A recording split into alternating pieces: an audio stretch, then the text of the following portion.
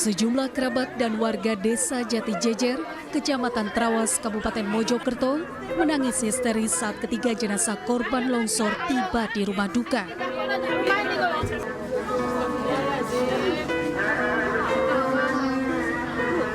Ketiga korban terdiri dari ayah, ibu, dan anak balita bernama Ahmad Vicky Muzaki, Fitria Handayani, dan Mikaela 3 tahun menjadi korban tanah longsor di kawasan Taman Hutan Raya Raden Suryo, Kecamatan Pacet, Kabupaten Mojokerto, Jawa Timur. Saat tiba di rumah duka, jasad ketiga korban disemayamkan.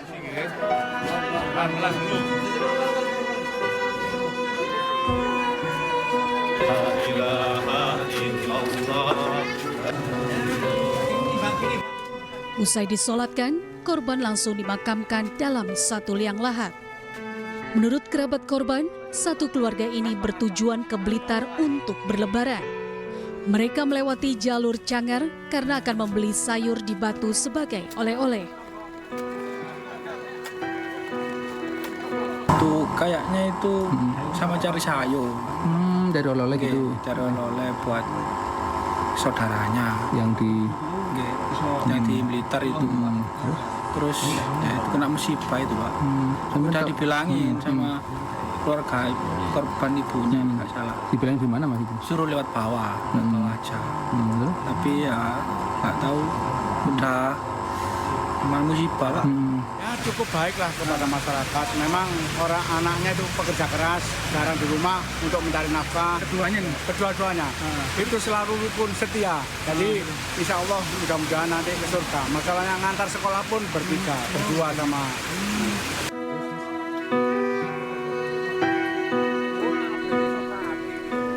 Dari Kabupaten Mojokerto, Salahuddin, iNews melaporkan.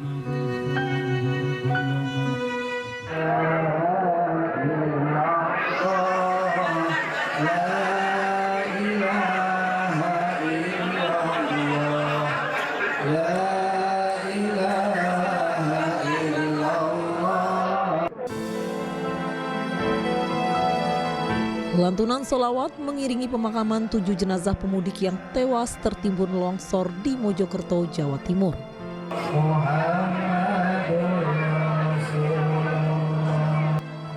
Keluarga yang ditinggalkan pun menangis di atas peti mati jenazah korban.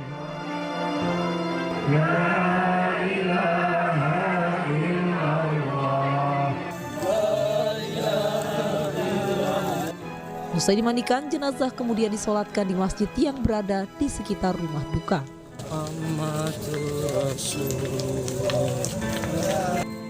Jenazah dimakamkan di tempat pemakaman umum Desa Pasegan, Sidoarjo, Jawa Timur. 7 korban ini merupakan satu keluarga. Mereka tewas tertimbun longsor saat akan bersilaturahmi dengan sanak saudaranya.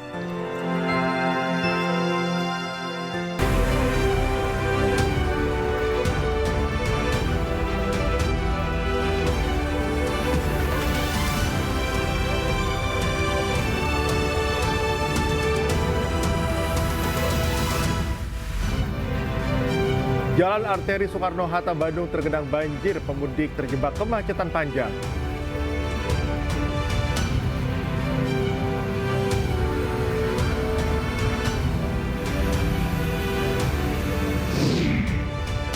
Jumran oknum TNI Angkatan Laut tersangka pembunuhan warta-warti di Banjarbaru, Kalimantan Selatan menjalani 33 adegan rekonstruksi. Wakil Presiden ke-10 dan 12 RI Yusuf Kala menyebut tak perlu takut dampak kebijakan tarif 32% yang dikenakan pemerintah Amerika Serikat.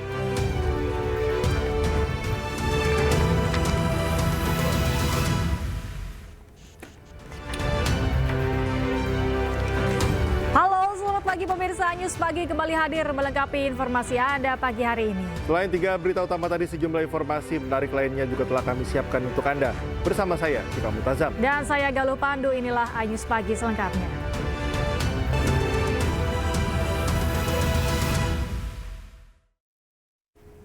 Kita awali informasi iNews Pagi hari ini pemirsa. 6 wisatawan tenggelam saat berlibur di Pantai Amani, Kabupaten Pinrang, Sulawesi Selatan. 3 korban dinyatakan meninggal dunia.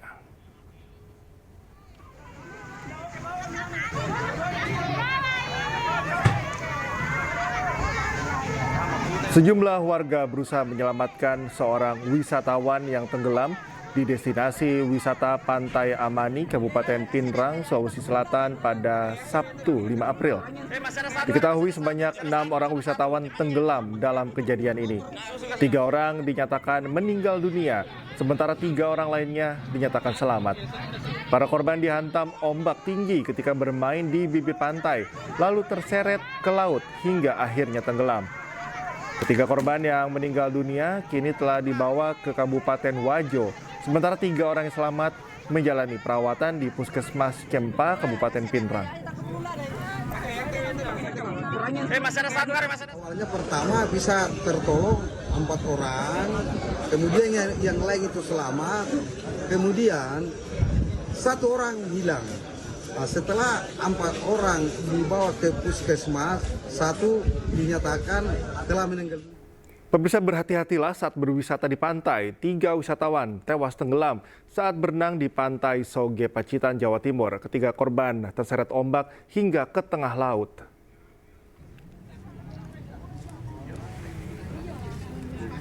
Petugas mengevakuasi 3 wisatawan asal Ponorogo yang tenggelam saat berenang di muara Pantai Soge, Pacitan, Jawa Timur pada Sabtu sore.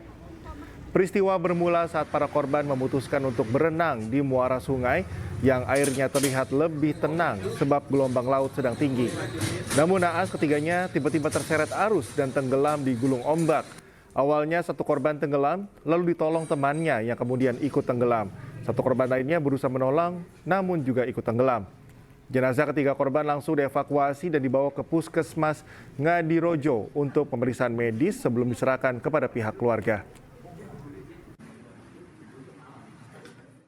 Awalnya duduk-duduk di sini, kemudian mungkin ada 1 orang pertama melihat mungkin karena ini kan kalau kita bandingkan dengan laut agak tenang gitu. Dia coba berenang, dia mau ke arah ke batu yang tadi bisa dilihat ke belakang itu. Kemudian mungkin ternyata di sebelum dekat batu itu ada seperti cekungan atau lebih dalam gitu, atau mungkin kita nggak tahu dalamnya ada lumpur atau pasir yang hidup gitu loh, yang kalau dia injak malah ternyata kira dangkal, ternyata dalam.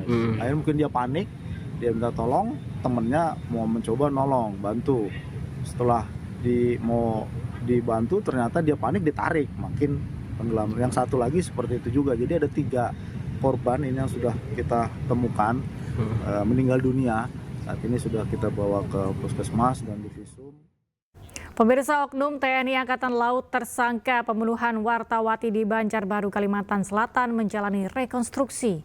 Dalam rekonstruksi terungkap tersangka mencekik korban di dalam mobil hingga tewas lalu membuang jasad korban di tepi jalan.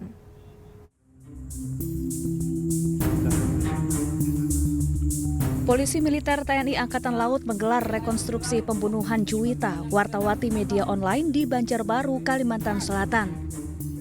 Rekonstruksi menghadirkan tersangka utama Kelasi 1 Jumran, oknum TNI AL yang juga kekasih korban.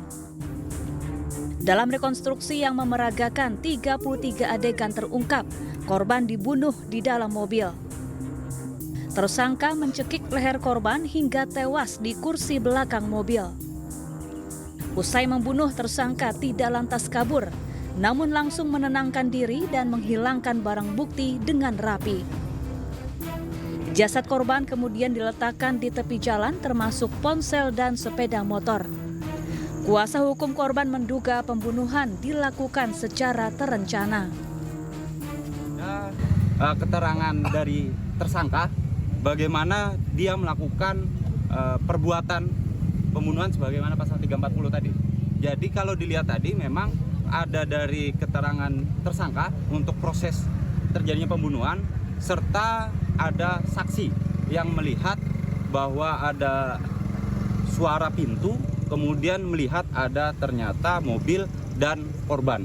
Seperti itu. Makanya ada jeda waktu bertahap, proses itu berbeda dengan 338. Pembunuhan seketika itu akan langsung dilakukan secara otomatis. Artinya seketika itu terjadi pembunuhan. Kalau tadi disetting memang peristiwa itu dari awal sampai diletakkannya jenazah itu atau korban di pinggir jalan. sekaligus juga menghilangkan beberapa bukti termasuk handphone, kemudian sepeda motor juga dicuci tadi kita saksikan bersama. Nah, itu adalah dalam keadaan dia tenang untuk melakukan perbuatan tersebut. Sebelumnya korban ditemukan bersama sepeda motornya di tepi jalan kawasan Gunung Kupang Kiram, Banjarbaru, Kalimantan Selatan, Sabtu sore 22 Maret 2025 lalu. Sebelum dibunuh, korban diduga mengalami kekerasan seksual oleh tersangka. Di bulan Desember, korban diminta tersangka untuk memesan kamar hotel dengan dalih tersangka lelah usai beraktivitas. Setelah sampai di kamar hotel, korban didorong dan langsung dianiaya. Usai mengalami kekerasan seksual, korban menceritakan ke kakak korban. Dari Banjarbaru, Kalimantan Selatan, Sairi iNews melaporkan. Kita ke informasi lainnya, pemirsa. Seorang wartawan ditemukan tewas di kamar hotel kawasan Kebonjeruk, Jakarta Barat pada Sabtu malam. Belum diketahui penyebab kematian korban.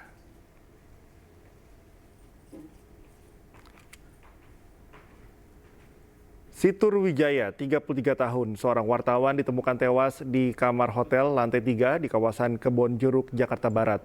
Terdapat sejumlah luka lebam di bagian wajah korban. Unit identifikasi dari Polres Jakarta Barat dan Polsek Kebonjeruk langsung menggelar olah kejadian tempat perkara. Petugas juga telah mengevakuasi jasad korban ke Rumah Sakit Polri Jakarta guna mengetahui penyebab kematian korban.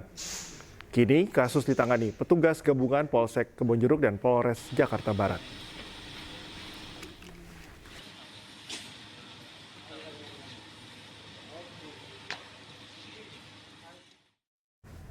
Pemirsa, sejumlah pihak mendesak pemerintah segera membentuk tim untuk melakukan negosiasi terhadap kebijakan tarif impor yang dikeluarkan Presiden Amerika Serikat Donald Trump.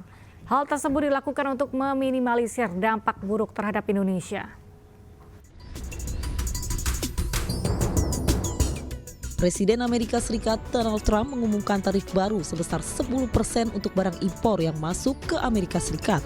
Dengan tambahan tarif lebih tinggi terhadap negara tertentu, salah satunya Indonesia yang terdampak tarif impor 32%.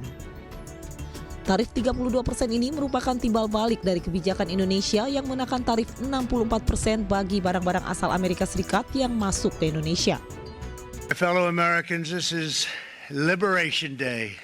Waiting for a long time. April 2nd, 2025 will forever be remembered as the day American industry was reborn, the day America's destiny was reclaimed, and the day that we began to make America wealthy again. We're going to make it wealthy, good and wealthy.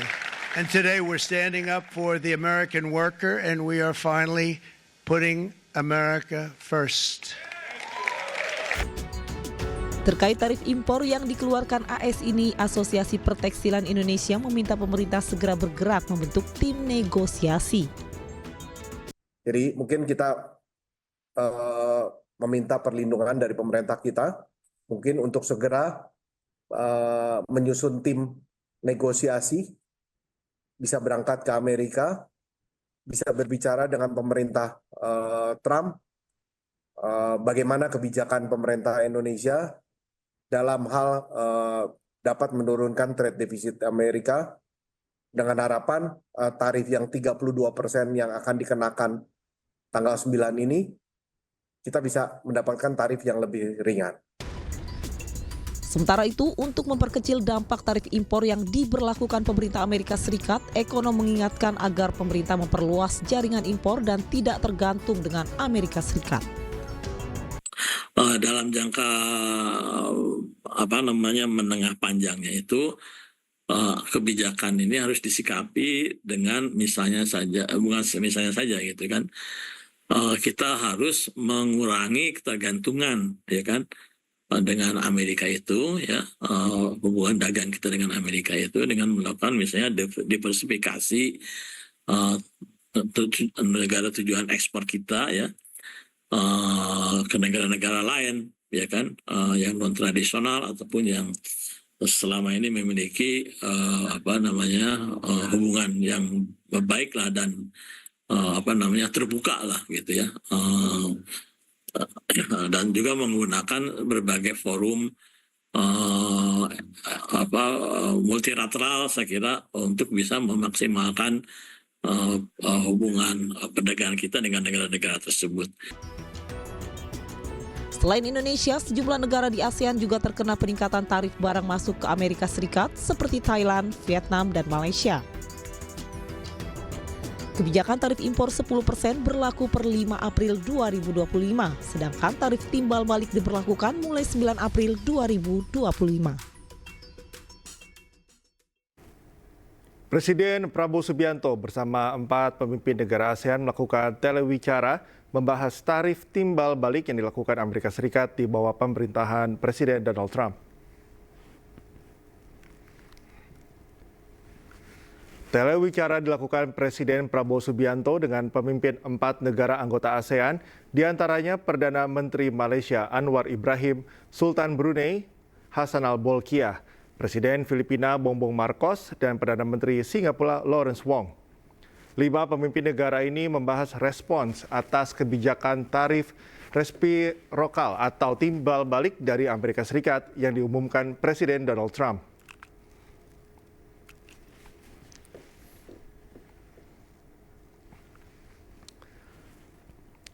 Wakil Presiden RI ke-10 dan 12 Yusuf Kala menyebut tak perlu takut terhadap dampak kebijakan tarif yang dikenakan pemerintah Amerika Serikat sebesar 32%.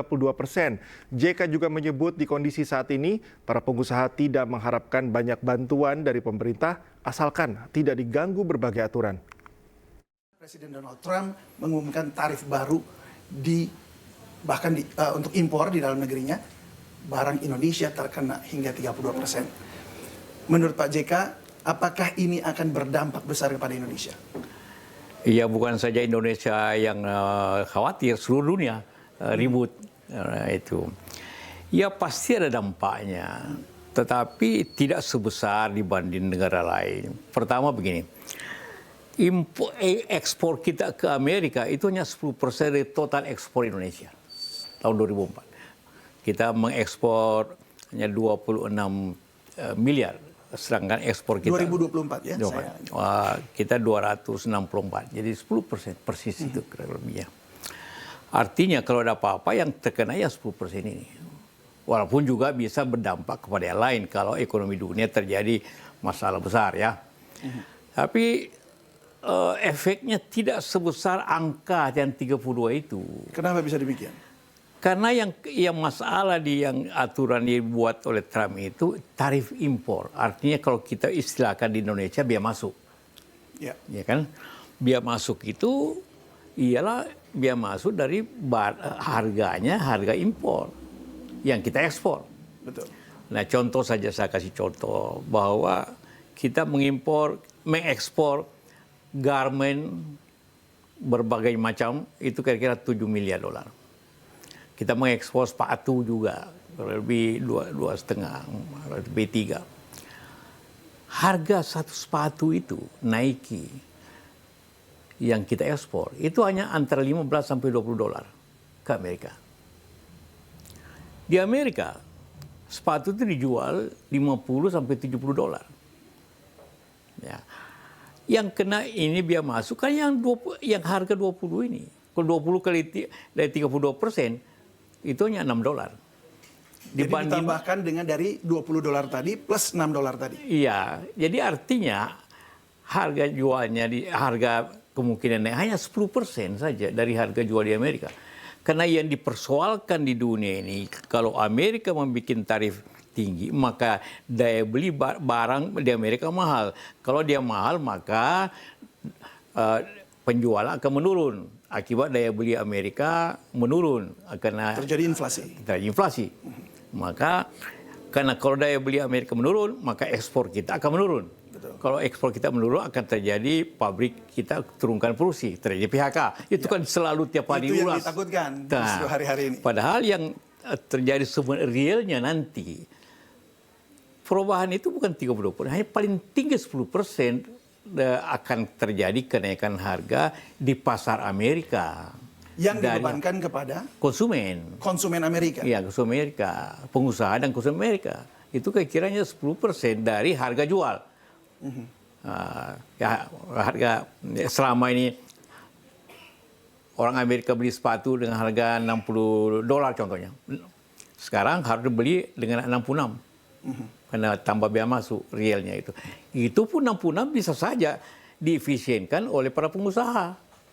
Mungkin hanya terjadinya naikkan $5, jadi efeknya tidak sebesar apa yang kita sering bicarakan. Baik, melihat hal ini, peluang apa yang bisa diambil oleh pemerintah Indonesia dan juga pengusaha di Indonesia? Ya, peluangnya justru karena tadi Vietnam yang menjadi katakanlah mempunyai produksi yang hampir sama Indonesia, artinya menjadi saingan untuk ke Amerika ya. Tentu lebih akan menjadi mahal daripada kita. Jadi berarti kita lebih kompetitif. Ya, pengusaha tentu bekerja secara efisien, tetap menjaga situasi hubungannya dengan buruh, pekerja dan sebagainya, tetap menjaga itu. Dan pemerintah lain pihak harus menjaga suasana ini, dunia usaha punya baik, karena ini memang momen-momen di mana dibutuhkan kebersamaan antara pengusaha, pemerintah, dan juga masyarakat umumnya. Dibutuhkan kesatuan supaya kita dapat melalui masa yang bisa menimbulkan masalah. Ya, jadi apa yang bisa dilakukan oleh pemerintah untuk para pengusaha sekarang? Para pengusaha sebenarnya harapannya kepada pemerintah tidak banyak. Yang penting ialah jangan diganggu. Tidak usah dibantu banyak, tapi jangan diganggu. Berbagai aturan, berbagai sikap-sikap masyarakat dan sebagainya. Dengan cara itu dia akan bekerja dengan baik. Arus kendaraan pemudik di jalur selatan Nagrek menuju kawasan Bandung padat merayap hingga mencapai 3 km. Informasinya usai jeda, tetaplah bersama kami.